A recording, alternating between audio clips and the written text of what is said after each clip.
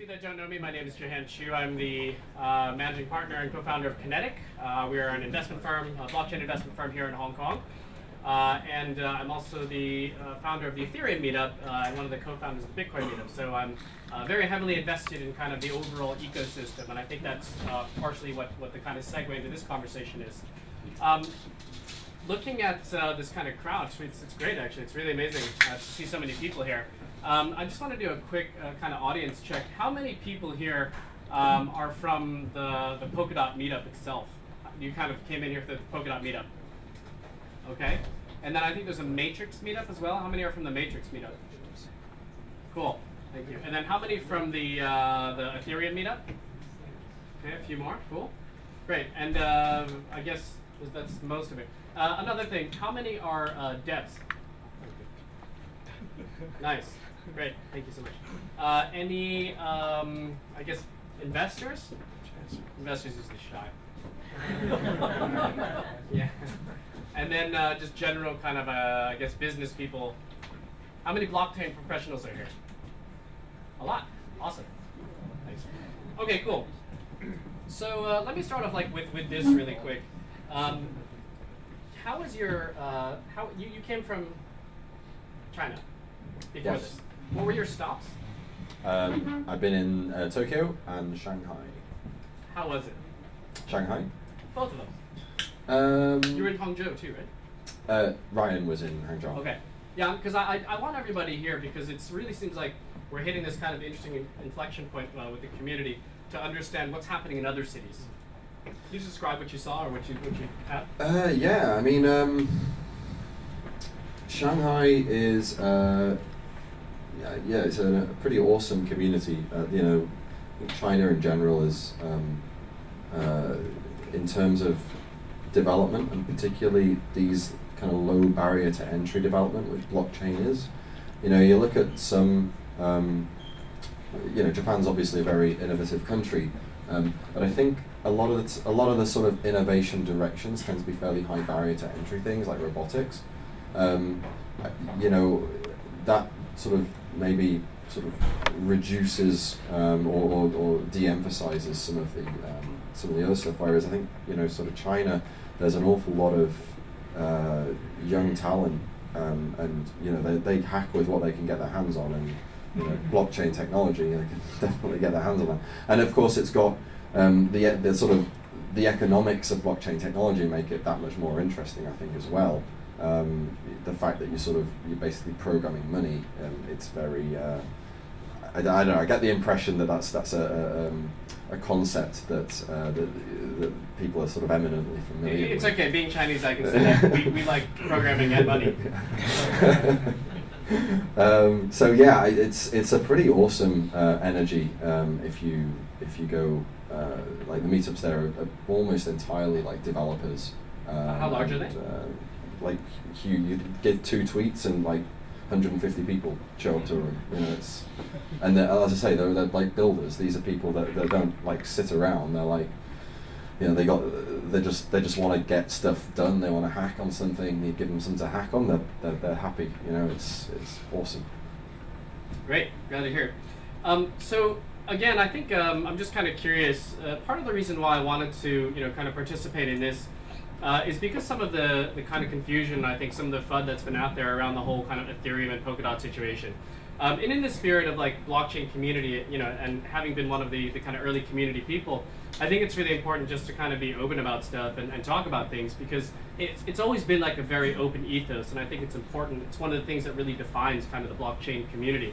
So that's kind of what, I don't know, how many of you have heard about anything that's happening in kind of the Ethereum Polkadot community, any kind of like competition or controversy? I'm really curious. Has anybody heard of that before?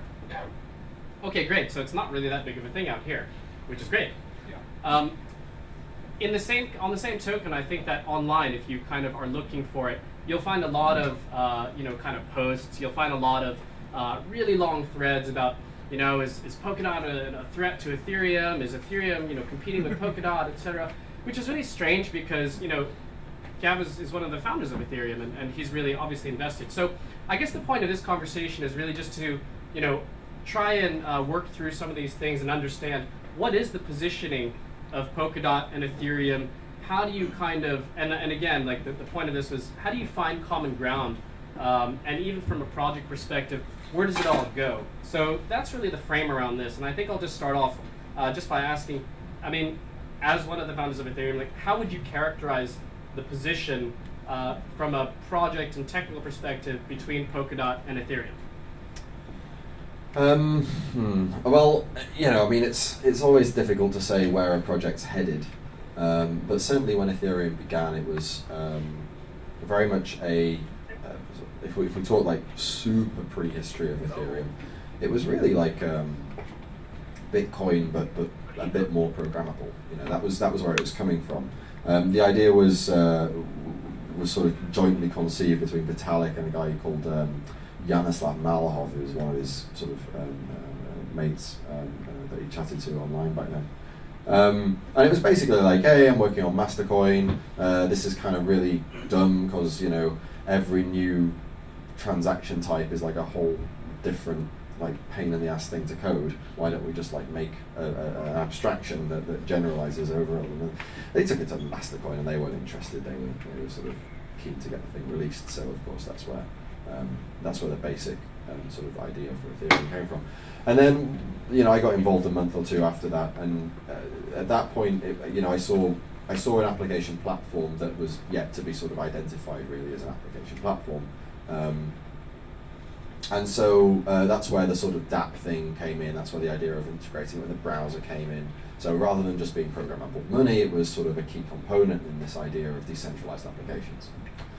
And I think Ethereum has sort of found its home there, by and large, as a sort of transactional engine for decentralized applications, so a smart contract platform, if you like. That's, and I think, you know, it's going to sit around there at least for another few years. Whether it becomes ever anything more than, you know, a home for smart contracts, a home for what is essentially, you know, kind of the transactional bits of decentralized applications is you know, I think is a topic that you could probably talk about for a while. But I would be surprised if it makes a jump from where it is now in terms of what people use it for. But if it happens, it will probably happen in, you know, no less than 5 years' time. Polkadot, on the other hand, is not, so it's not a smart contract platform. It's not designed to host the small fragments of logic that are that basically define the transactional nature of particular decentralized applications. Rather, it's kind of envisioned originally as a innovation testbed. So the idea is to say, right, innovations are cool. Let's try and make a more general abstraction mechanism, something beyond the smart contract level, lower level than the smart contract level, something that we can do a bit more abstraction with. We can abstract, economically speaking, we can abstract further. And make it so that you don't need to like do all of the normal things you would have to do if you want to scale up an idea from a blockchain, like, you know, find security, create a token model that sort of you know, has an inflationary thing to pay off your network maintainers and all the rest of it. Allow basically a very simple and quick way to get your innovative blockchain idea started. But furthermore, allow for upgradability and all the rest of it as sort of part and parcel of this, which I think, you know, Ethereum is not really. Certainly, when we were designing it, we didn't really consider upgradability to be any kind of core functionality. It was really like second level thing. Like if people want it, they'll invent solutions on top of it. And really, the point of Polkadot is to say, right, well, we're at this like lower level abstraction level. If people want the sort of abstraction that smart contracts provide, so basically some smaller fragments that can synchronously sort of chat with each other, that are easy to add, you know, very high degree pluralistic sort of levels of. Because, for example, you don't have just a single multi-key wallet on Ethereum. Of course, everyone has their individual wallets. Yeah, so you have loads and loads of these contracts deployed. You wouldn't do the same on Polkadot. You wouldn't have like loads and loads of parachains deployed, because quite simply, parachains are much much heavier duty things. And if you wanted that level, that smart contract functionality, then you would do it as a single parachain. So you would introduce a new parachain, like Edgeware, which I guess the Edgeware guys will talk about later, in order to fulfill that particular avenue of functionality. But this notion that I think, we as the Ethereum guys back in 2014, I think we were fairly successful in pulling off this kind of idea that Ethereum, the whole Turing complete thing, Ethereum has no features. In reality, Ethereum has very particular features. If it didn't have features, it would never need to be upgraded, and there would never be these hard forks. The reality is that it actually has very particular features. The yellow paper is fairly substantial, and it does get changed substantially. Something that really doesn't have features is like Substrate, where actually there's literally nothing. If you don't put any code in, it doesn't do anything. It's useless. You have to put code in before it does anything. So it actually doesn't have any features. You can add features to it. You can add balances to it. You can add smart contracts to it. You can add, a bunch of UTXO stuff to it. But if you don't add the stuff to it, it won't do anything. That's featureless. And what Polkadot does is it says, right, we're going to provide an actually featureless abstraction, an actually featureless whole, and you can put whatever logic you want inside there. And the only way we'll define what the logic is, because we're going to provide some way to define it, is we'll use an industry standard means of doing it, WebAssembly. Yeah, and that's a little different to the it's very different to the smart contract execution environment. It has all sorts of abstractions that are very useful in the context of smart contracts, but not overly useful in all sorts of other contexts and domains. For example, gas. Gas is really useful in particular circumstances, but if you're writing a full-on staking system, so you want to do all of your staking framework, or you want to do all of your sharding framework in a smart contract, you're going to find gas is a pretty big blocker pretty soon, as indeed the Ethereum team did when they tried to do exactly that.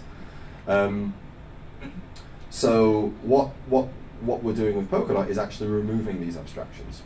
Yeah, we're creating an actually as blank a slate as is possible, and of course that means it becomes less useful for certain use cases like smart contracts, but it's more useful for general stuff.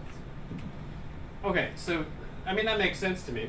At a high level, you started off like Ethereum started off as trying to be one thing, but it actually evolved into something else, and it sounds like Polkadot is actually trying to basically fill the role of what Ethereum, didn't, because it evolved into something else. Is that kind of fair to say? At different levels of abstraction. Polkadot's not meant to be what Ethereum sort of was built out as, I guess.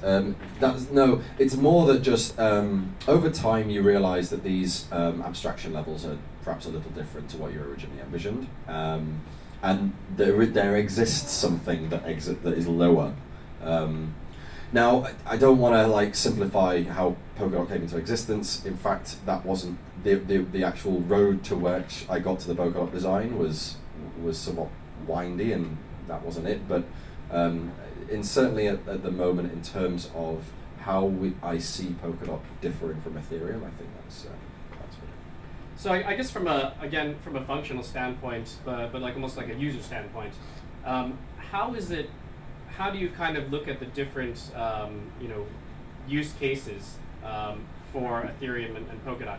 Who is more likely to be using Polkadot, and how does that potentially cross over with Ethereum? I mean, is there actually some type of potential competition for users? Well, it seems quite different levels in a way. They're very different levels in terms of the people who would legitimately use the network. And I don't mean to sort of diss token holders, but I view sort of the sort of token token asset managers sort of more as a not parasite, but a separate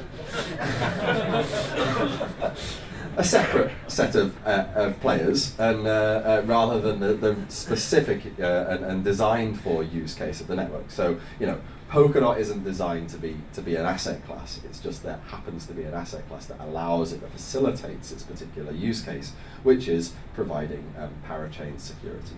And similarly, at least in principle, Ethereum isn't meant to be an asset class. It wasn't designed to be an asset class. It was designed to be a smart contract platform that just happens to have an asset that's tied to that.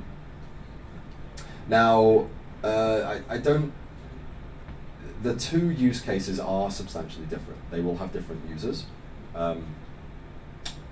The smart contract users will tend to be either prototype applications where you just need to deploy super quickly. You don't want to think about having to auction for a slot or anything like that. You just want to, you've got a fixed price, you put it on, users pay per use. That's the notion of the abstraction of a smart contract sort of fulfills something much more like something for which you would.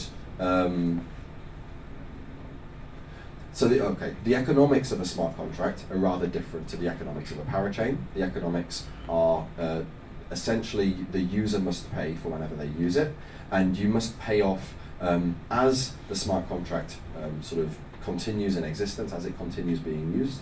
You have to pay off the miners of the network or the maintainers of the network, and you do that through transaction fees, right?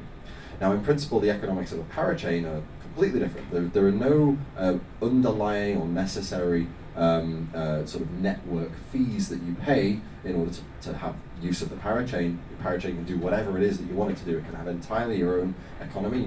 Your economy is entirely separated from the Polkadot economy, except for this very initial sort of dot token bond. Once that's paid, you're sort of good to go, and there's no ongoing fees. So the fee model, the economics are dramatically different. And that means that different projects, basically projects that either to some degree are proven, so maybe they prototyped on Ethereum, they're moving now to a system where they want to sort of scale up, they want to have full control over the economy, and so they move to a parachain model. Or a project that is that have enough has enough sort of legs on it, either through initial investment or through the ability to get some crowdfunding, or through the ability to convince the Polkadot governance mechanism that their idea is just worth giving a carte blanche to anyway. Those ones would sort of potentially have the ability to move straight onto this kind of more turbocharged, lower level parachain model. I mean, that starts to sound a little bit like an enterprise use case where you have kind of millions of users to begin with, and obviously we're starting to see that a lot with the Facebooks and I guess the JPMs and all these other very large kind of concerns. Is that kind of one of the use cases for you guys? Yeah, for sure. I mean, it was also this came a little bit as well from the notion of enterprises spinning up parity Ethereum blockchains just for their own thing. As far as I understand, this is like the most popular thing, popular blockchain application on a couple of the cloud service providers. It's great. You just like click a button, you've got a deployed blockchain, you run it yourself. But the problem is it's isolated. So in some sense, Polkadot was also created as a means of allowing applications, potentially enterprise applications, to begin in an isolated fashion and then eventually be hooked into the sort of blockchain community at a later stage. Okay, so that kind of clears up a lot of in my mind, the kind of differences in terms of who's going to be using it and functionally why it's different, and they really do seem quite different. But how about the community then? I mean, again, like so much of our space is driven by people and the communities that kind of support as users, as to some degree the parasites and asset holders, and then also developers. So why do you think there is this type of in some circles this kind of conflict or this kind of misconception that there's a competition? Like, where does it go culturally to have these two kind of communities? Like, where do you think it goes, or where do you want it to go? Well, I think at the moment it's sort of this competition betrays a sort of something that is perhaps not at the surface. but nonetheless a sort of a sad, uncomfortable fact, which is that blockchains don't really do what they say they do. Right? What do you mean by that? So Ethereum bills itself as a smart contract platform, but yet if it actually did, and as we know the rationale I've presented, which I think is perfectly reasonable, then you would say, well, it's a different product, and therefore the two are not in competition.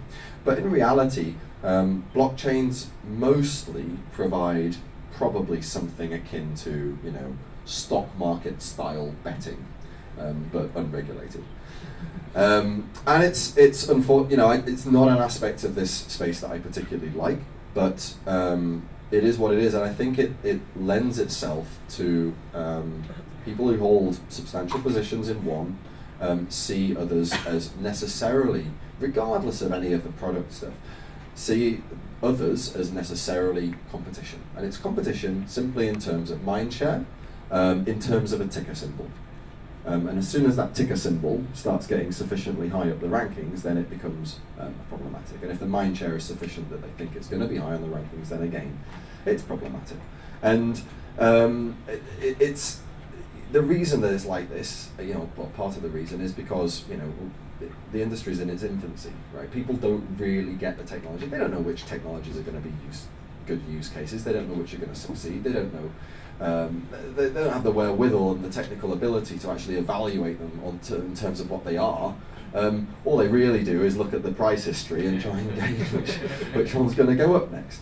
And what this ultimately leads to is this kind of very nativist, tribalist, maximalist kind of human nature coming out at some of the worst moments. And it sort of, we forget what we were doing it for in the first place, which is to drive the state of the art forward, to drive technology forward, to drive society forward. And instead we start getting hung up on, well, I'm backing this one, and I don't want, even if it's the other one that might do a better job, I don't want that to, I want this one to. And even if this is going to take 3 years before it gets anywhere, then I still don't want that one to do anything. And, it's kind of a shame. I can't remember who it was that told me recently that there's something about a tribal nature which evolves after like 5 years or something like that, and it's I think it was even true. So that kind of stuck with me, and it's a challenging kind of reality to start facing, especially when it was so open in the beginning. So, but I guess that kind of leads us to what's the solution then?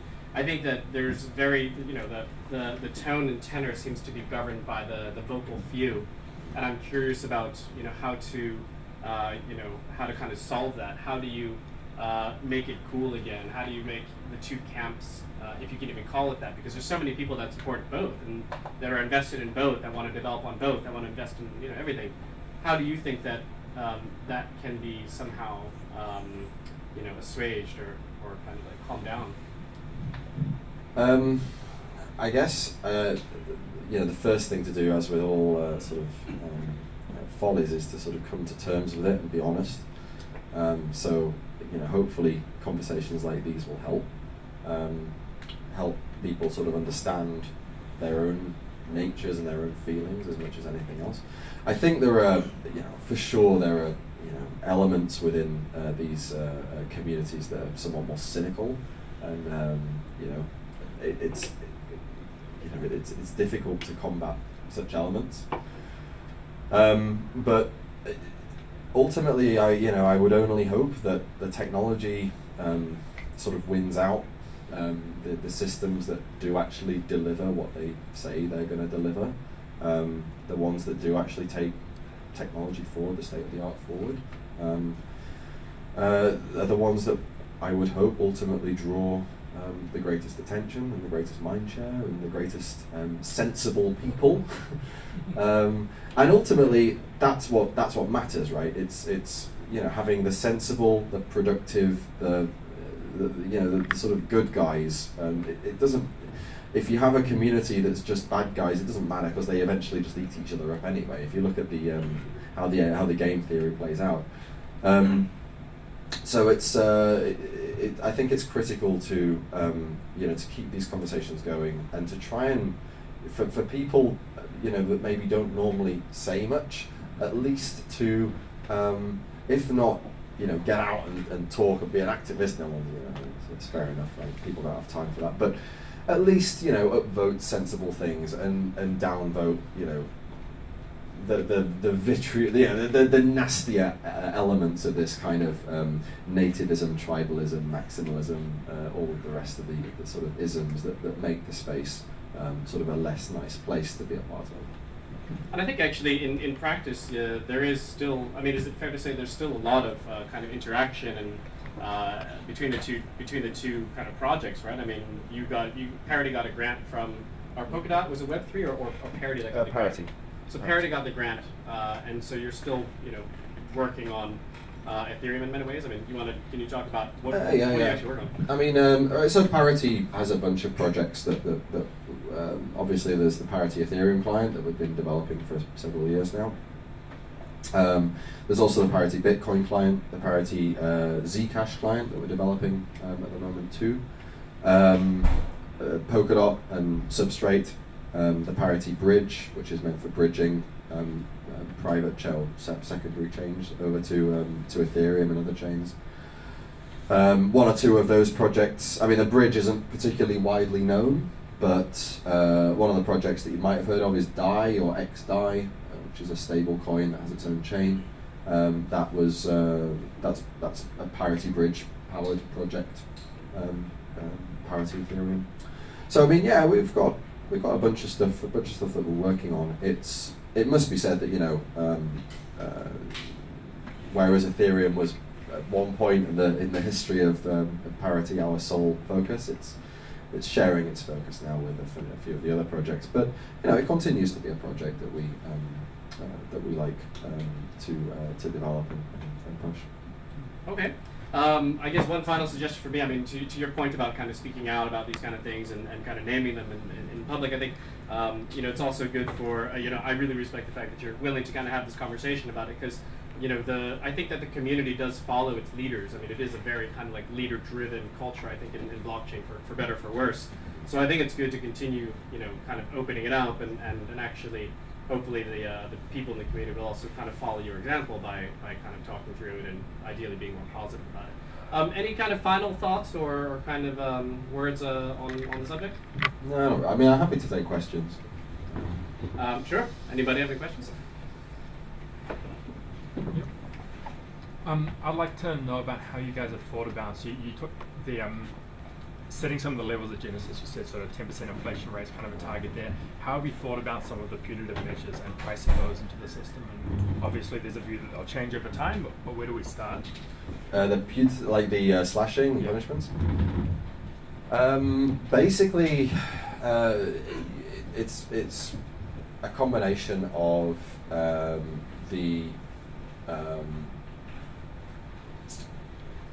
it's more or less just a threat to the system.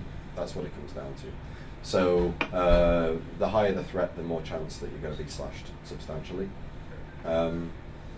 It's got a few factors. One of them is coincidence or accidentalness, which is basically how many similar incidences of the same thing happened at a similar time. And if we find that it turns out that multiple people have been finalizing a fork, then at the same time it looks, we're getting toward a third limit that could be potentially dangerous for the consensus of the network, then those guys are going to get slashed an awful lot. But it's not something we take lightly. I plan on doing some staking myself, and I don't want to run the risk of being needlessly overslashed. So it's something that the research team has on their minds to try and ensure as minimal as it can be while still keeping the system secure.